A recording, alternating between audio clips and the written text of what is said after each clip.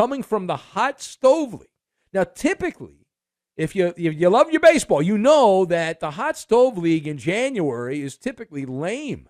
There's nothing going on. The free agents sign in December, and then January, usually everyone's on vacation. That's it. They take the month off. Spring training starts in mid-February, and then it's on like Donkey Kong. But as people return to work this week from the holiday break, the ex-cheating Astro, Carlos Correa, his free agent mega deal with the New York Metropolitans continues to twist in the wind. Now, have you heard the latest on this? I'll give you the inside skin here, maybe not. So we have learned that Carlos Correa's expected contract is not going to be what had been reported, that it will be, quote, dramatically different when and if the contract is finally signed. Ken Rosenthal, hidden behind a paywall on The Athletic, tells us that Correa will likely not be getting the exact 12-year, $315 million contract he originally agreed to with the Mets before the holdup caused by his failed physical examination. And the Mets continuing to explore all avenues. It's still unlikely, we are told, that Correa will not sign with the Mets. But let's discuss the question, what does, in air quotes, dramatically different mean for Carlos Correa's deal with the Mets? So I've got the 5 o'clock Follies, Sesame Street, and King Cobra. And we will combine all of these things together, and we are going to make a street pretzel.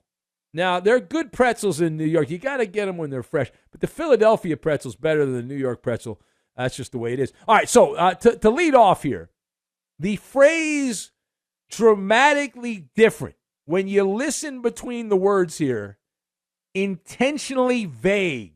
Intentionally vague. Your definition, I'll give you an example. Your definition of dramatically different and my definition of dramatically different are not the same. So this is a case of, for Ken Rosenthal, pop goes the weasel. These are weasel words.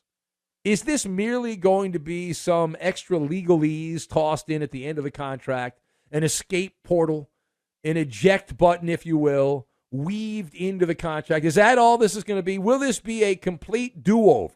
Back to the drawing board. Pump the brakes, right? Pump the brakes on the contract, meaning the Mets are saying no, that they've got pie on their face here. They don't want to give this cat, this cheater, a 12-year, $315 million contract, that the outline is different. Go back to the drawing board. So we are roughly 40 days away from pitchers and catchers reporting to spring training in Florida and Arizona. Right around the corner.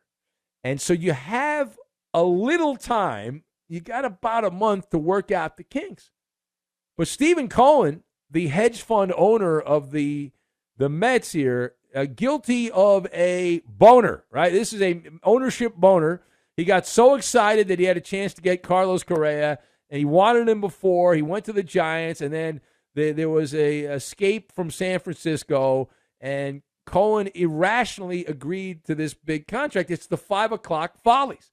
Correa, let me be very, very clear, he is asbestos, right? You know the risk. You know you can't get close to it, and you breathe it in, bad stuff's going to happen. Why would you dive in to a big pile of asbestos?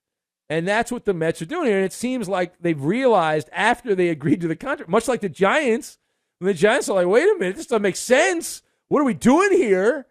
And now the Mets have come to the same conclusion, but it appears they're still going to go down the garden path with this loser, Carlos Correa. Now, furthermore, how come the Mets are being allowed to go la, la, la, la, la, la, la, and take their time? Remember, Team Correa gave the Giants only a couple of hours. He was about to be introduced with the team, and then the Giants are like, well, wait a minute, we've got a few issues here. And then they're like, okay, figure it out. And then they couldn't come up with a solution. They couldn't patch up their differences. And then all of a sudden, Correa, by the end of the day, had agreed to a contract with the Mets. And yet, you look at it, it's like the Giants only had a couple hours. The Mets are being allowed to dilly-dally. So my theory on this one is that Carlos Correa is not a Tony Bennett fan. He did not leave his heart in San Francisco. It was easy for him to walk away, right? I mean, the carrot on the stick was like, okay, I can go to play for the Mets. New York, the Big Apple. I know it's the other team in New York, but it's still New York. And when you psychoanalyze what's going on right now, Scott Boras, who very rarely gets anything wrong, right? He's a diamond cut diamond. Scott Boras has boxed himself into a corner on this one because he activated Plan B. The Mets were the backup plan, and if the Mets get cold feet, you have to go on a fishing expedition to find another suitor. The Dodgers are not spending money for some reason. The Red Sox are not spending money like they have in the past.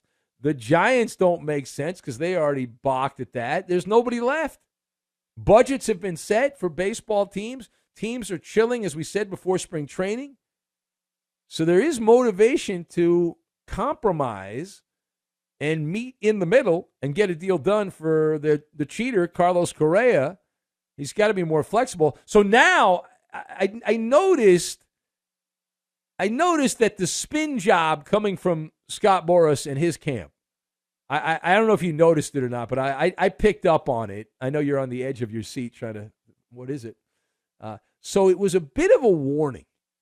It was buried in this Ken Rosenthal deal behind a paywall.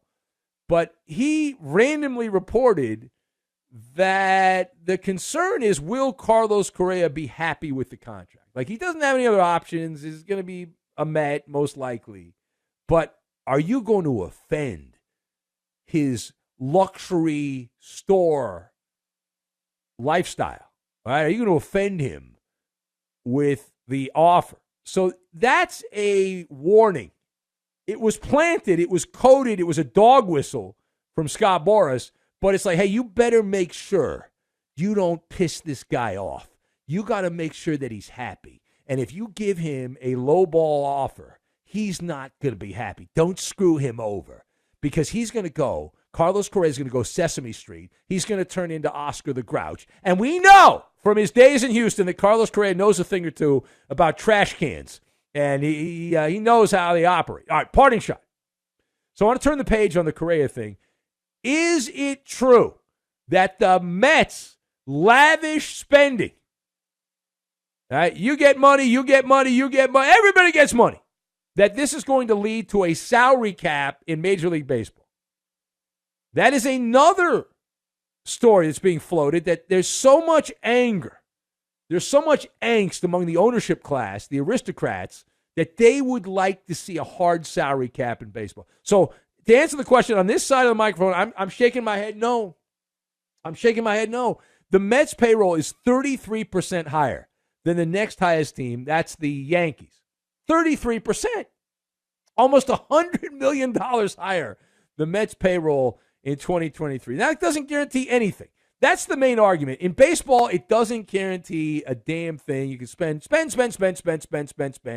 And in the postseason, you can leave skid marks as you exit the playoffs, if you know what I'm saying.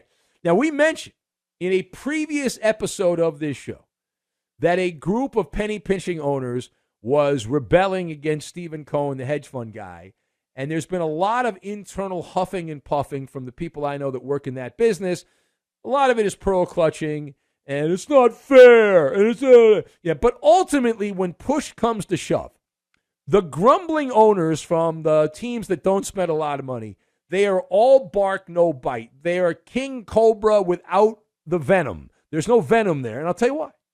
In order to have a salary cap, a hard salary cap that the union agrees to, you've got to negotiate that with the union. You got to track down a compromise. That means the owners would have to open the books. They'd have to come with clean hands. And they don't want any part of that, right? They don't want any part of that. It's not going to happen. And the reason why is because many teams are cooking the books. Teams like the Athletics, the Marlins, the Reds, the Pirates are making gobs of money. and they're crying publicly poverty, but privately they're making millions and millions and millions of dollars. And if you opened up the financials, tongues would be wagging because you know the union's going to leak that information out. The problem with baseball is not the Mets. It's not the Yankees or the Padres or the Dodgers or the Phillies or the Braves. It's not the teams spending at the top. The problem is the teams on the other side of the tracks, the Orioles, the Pirates, the A's, the Guardians, the Marlins, the Royals. That's the problem. They don't even try, right? It's like, oh, we're up against the cap. But if you have one, if you're going to have a salary cap, which they're not going to have, but they should have a minimum salary floor is what they should have. And then you'll have teams scrambling just to get to the bare minimum. I guarantee, because that goes on in the other sports that have that in basketball. I remember teams a couple of years ago were trading for players and then releasing them just to get to the salary cap floor, the very minimum. It's embarrassing. But that's the latest update